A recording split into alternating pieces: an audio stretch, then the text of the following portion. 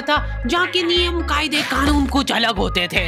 इस जेल के कैदी डेली अपने घर से बस्ता टांग के यहाँ पे आते हैं दिहाड़ी करने। कई माँ बाप उनके बच्चों को खुद इस जेल में फेंक के जाते हैं ताकि उनका बच्चा जिंदगी में एक सक्सेसफुल दिहाड़ बन सके।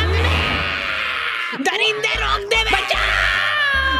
मैं अपनी दिहाड़ी करने वैन से जाता था। हमारी वैन वाले ड्राइवर का नाम था भैया जी और उसकी वैन का नाम था मैजिक, जिसका हर दूसरे दिन टायर पंचर हो जाता था। बच्चे लोग स्कूल जाके पढ़ना सीखे ना सीखे टायर पंचर बनाना जरूर सीख जाते थे। लेकिन भैया जी से मेरा अलग अटैचमेंट था। उनसे मेरे को दिल से नफरत थी। ये आदमी सुबह 5 बजे आके मेरे घर के सामने हॉर्न बजाता था। अरे भैयू, ओए भैयू, जल्दी से तैयार हो जा बेटा, 5 मिनट में निकलना है फटाफट। 9 बजे का स्कूल है यार हमारा। लेकिन ये आदमी सुबह सबसे पहले आके मेरे को लेता था। उसके बाद हम 3-4 घंटे पूरे शहर भ्रमण पे निकलते थे। शहर के पूरे आखिरी कोने से बच्चे ले लेके आता था ये आदमी। जहाँ पे वैन जा भी नहीं सकती उधर कूदा कूदा के ले जाता था ये, और फिर टायर पंचर हो जाते थे। शाम पड़े वापस से हमको घर घर छोड़ के आता था ये। जिंदगी बर्बाद कर दी थी भैया जी ने मेरी। सबसे पहले लेते थे और सबसे आखिर में छोड़ते थे। लेकिन मैं फिर भी उसी वैन में जाता था क्योंकि चमेली भी हमारी वैन में ही आती थी।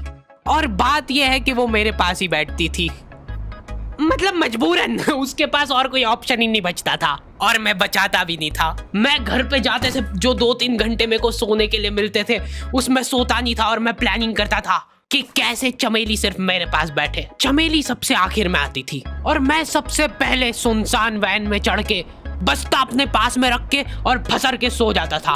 बाकी सारे बच्चे अपना बस्ता गोदी में रखते थे क्योंकि तुम्हारे बाप की वैन नहीं है, मतलब मेरे भी नहीं थी। पर मेरे ऊपर भैया जी को तरस आ जाता था कि बेचारा 5 बजे से आया है, तो वो सोने देते थे। अरे कैसे चला रहा है ये गाड़ी? रुक जा, गाड़ी चलाना नहीं आती क्या? देखो, आदमी इतना तभी चिढ़ता है जब उसकी जिंदगी में कोई लड़की ना हो। नहीं है ना? नहीं, मैं समझ सकता हूँ लड़की ना होने का दुख दर्द। मैं भी किसी जमाने में लड़कियों की तलाश में गली मोहल्ले भटकता था। फिर एक दिन मेरे पास से वो निकली। जैसे ही मैंने हैपन खोल के देखा उसकी आईडी मेरे फोन पे चमक रही थी। हैपन ये एक रियल लाइफ डेटिंग ऐप है। यहाँ पे तुमको वो लोग मिलेंगे जो तुम्हारे आस पड़ोस से निकले हो कभी ना कभी। 100 किलोमीटर दूर रहने वाले लोगों से बात करके फायदा ही क्या जब तुम मिल ही ना पाओ। और अगर तुम्हारी घिनौनी शक्ल देख के यहाँ पे तुमसे कोई प्यार मोहब्बत नहीं भी करता है तो तुम फ्रेंडशिप तो कर ही सकते हो फिर भी। So go and check it out happen. Link is in the description. लेकिन मैं सोता नहीं था। मैं आंख बंद करके चमेली के घर का इंतजार करता था। तो क्योंकि चमेली आखिरी में आती थी तो वैन पूरी पैक पुक हो रखी होती थी। बच्चे बाहर उबल रहे होते थे और मैं अपना बस्ता पास में रख के एक्टिंग देखो एक्टिंग। और जैसे ही वो आती थी, हड़बड़ाना नहीं, ऐसे टाइम पे हड़बड़ाते नहीं है कि फटाफट बैग उठाया और आओ इधर बैठो जल्दी। मत करना ये हरकत, भाग जाएगी वो। ठरक नहीं झलकना चाहिए जरा सिक भी, एकदम सटल रखना है। क्या हुआ? और कहीं जगह नहीं है क्या? तेरे मुंह में मूत दूंगा मैं। अच्छा ठीक है, इधर ही बैठ जाओ। देख रहे हो एक्टिंग देखो तुम लौंडे की। ना जाने कौन सी नशीली खट्टी मीठी खुशबू लगा के आती थी चमेली। आज तक उसकी खुशबू है मेरी नाक में। मैं वो खुशबू का पूरा मजा ले ही रहा होता हूँ, इतने में एकदम भभका बास आती है निकाह से। जैसे ही मैं बाहर झांकता हूँ, मरा हुआ कुत्ता पड़ा है वहाँ पे। एक काली कार सूख करके निकली और मेरे बच्चे को मार दिया। कैसे करके निकली? शूक। ऐसे नहीं निकली थी, मैं यहीं पे खड़ा था, वो कार आई थी और जैसे ही वो बच्चा नीचे आया तब वो खड़ा, वो बच्चा चिल्लाया और फिर कार शूक करके भाग गई। उधर कुछ बच्चे ऑटो रिक्शा से भी आते थे स्कूल। ऐसा लगता था कि पूरे स्कूल के बच्चे इस एक ऑटो रिक्शा में ठूस ठूस के ले जाता है वो। ये ऑटो वाले और भैया जी दोस्त थे और अब ये बीच सड़क पे रेसिंग लगवा रहे हैं। इनकी गाड़ियां उबला रही है बच्चों से, पर फिर भी नहीं मान रहे ये लोग। नहीं जीतूंगा। स्कूल जाके वो पीछे मुलट के देख रहा है तो एक बच्चा नहीं बचा उसके ऑटो रिक्शा में। हमारे भैया जी बेचारे पीछे से उनके गिरे हुए बच्चों को उठा उठा के ला रहे थे। ये सब हरकतें करके हम लोग जैसे तैसे कैद खाना पहुंच जाते हैं।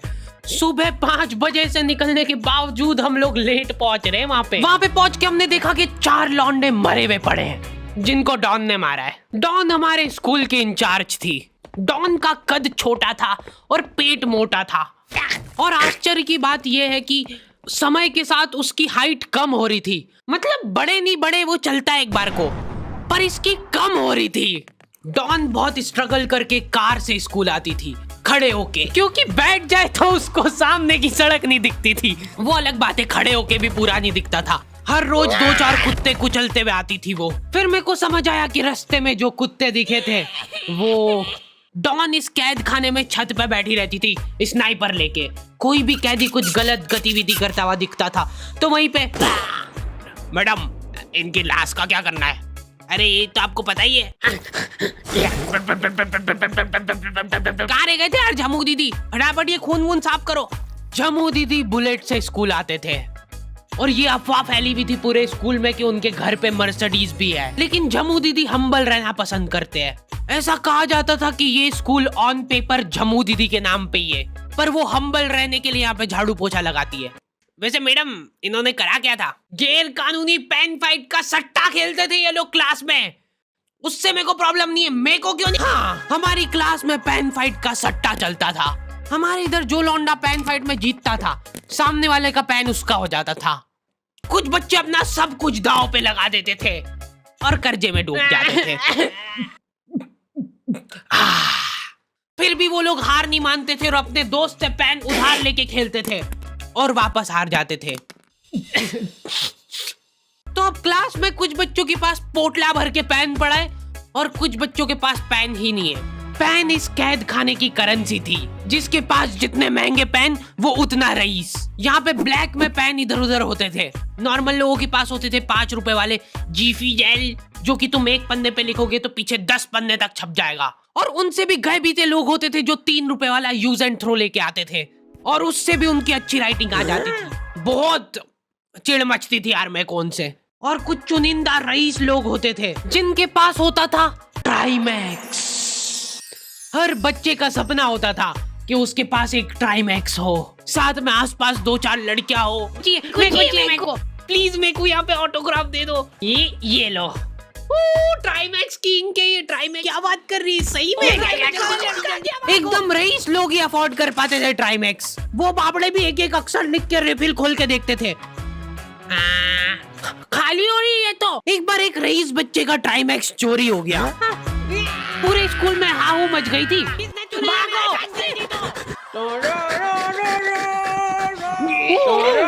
देखो, उस दिन हमको पता चला कि वो आदमी दौड़ भी सकता है। हमारे स्कूल में कुछ भी कांड हो रहा है, ये आदमी सबसे पहले दौड़ के आएगा, पूरा बैग खोल चोर, और बच्चों के बैग चेक करेगा। स्कूल वालों को भी इसकी सैलरी देते वक्त सबसे ज्यादा आखरती है। सैलरी किस चीज की? इस आदमी की शक्ल देख के ऐसा लगता था कि ये स्पोर्ट्स की आड़ में वैन वालों के साथ मिलके बच्चों की स्मगलिंग करता है। इस महान आदमी का नाम था भूषण। इसने अपनी जांग पे टैटू करा रखा था, भू अलग जांग पे, सड़ अलग जांग पे। सर कल से खो खो खेलने के लिए कितनी बजे आना है? वो तो बैग चेक करा पहले तू। इन्होंने पूरे कैद खाने के कैदियों को लाइन से खड़ा कर दिया है। पेन हमारी क्लास के बच्चे का गुमा है और पूरे स्कूल में ढूंढ रहे हैं लोग। आखिरी में पता चलता है कि वो बच्चा घर पे भूल के आ गया था उसका पेन। सॉरी बेटा, एक फेड में मुंह देगा।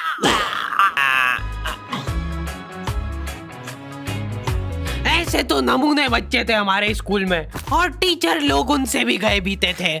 हमारे स्कूल में टीचरों को उनके नाम से कोई जानता ही नहीं है। बच्चों ने उनकी हरकतों के अनुसार टीचरों के नाम रखे हुए। हमारे इंग्लिश वाले टीचर का नाम था छोटा भीम। इससे चिड़चिड़ा आदमी मैंने आज तक नहीं देखा। छोटा भीम की हॉबी थी लड़कों को कूटना। उस बेचारे की हाइट छोटी थी तो बच्चे के मुंह तक उसका हाथ ही नहीं पहुंचता था।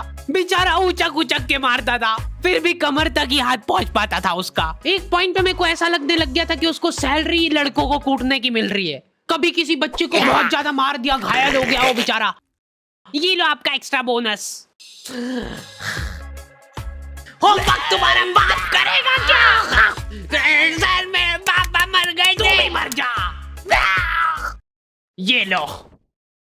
अरे वाह, नहीं चल रही, सांस तो नहीं चल रही है। हाँ कंफर्म मर चुका है ये।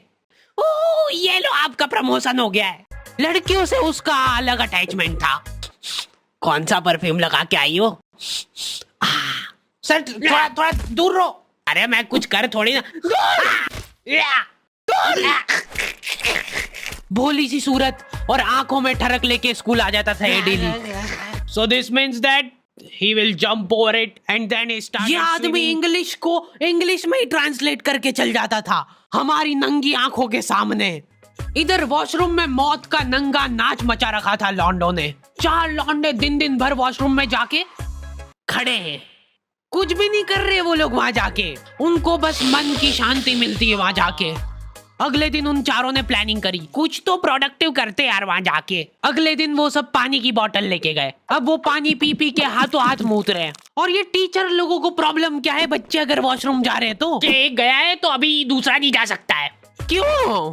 तुम्हारे घर की लेटरिन थोड़ी ना है वो कि एक टाइम पे एक जना यूज कर सकता है। मान लो वो 2 जने अगर वॉशरूम में मिल गए तो वो क्या कर लेंगे ज्यादा से ज्यादा? भाई यहाँ का बल्ब निकाल लेते हैं ना। हाँ निकाल लो, फीस भरी है अपन ने। लॉन्डो को ऐसा लग रहा है कि इन्होंने फीस भर के पूरा स्कूल खरीद लिया है। 10 लॉन्डे कॉरिडोर में छाती चौड़ी करके चल रहे हैं प्रिंसिपल के सामने। प्रिंसिपल को इग्नोर कर रहे हैं ये लोग। इनको ऐसा लग रहा है कि इन्होंने फीस भर दी है तो प्रिंसिपल इनके पैर पड़ेगी। उनमें से आधों ने फीस भरी भी नहीं है। हमारा स्कूल बिल्कुल सेफ नहीं था। हमारे वॉशरूम में चोरियां हो जाती थी यार। बल्ब चोरी करने के बाद सब लोग अंधेरे में मूत रहे एक दूसरे के जूते पे। उधर कर। उसके बाद पूरे वॉशरूम में कुछ दिख नहीं रहा है चोरी करने का। तो ये लोग हाँ नल उखाड़ के ले गए। नल कौन ले जाता है? कभी वो मछली वाले साबुन चोरी हो जाते थे, कभी ये फिनाइल की सफेद गोली को माउथ फ्रेशनर समझ के खा जाते थे। भाई इसको चबा मत, इसको चूस, ज्यादा देर तक चलेगी ऐसे। ठंडक हो रही भाई, ठंडक।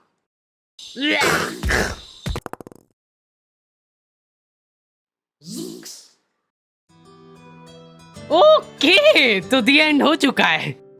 होपफुली तुम लोगों को ये वीडियो पसंद आई होगी। अब कोई भी रोएगा नहीं। किधर गया? वो मर चुका है। लो भाई तुमको जो चाहिए था ले आया हूँ मैं। अपने दोस्तों को ब्लैकमेल करो उनकी गंदी फोटोज दिखा के कि उनको ये वीडियो मजबूरन देखना पड़े। बाकी अगर तुमको इसका सेकंड पार्ट चाहिए तो 2.5 लाख लाइक्स कर दो फटाफट।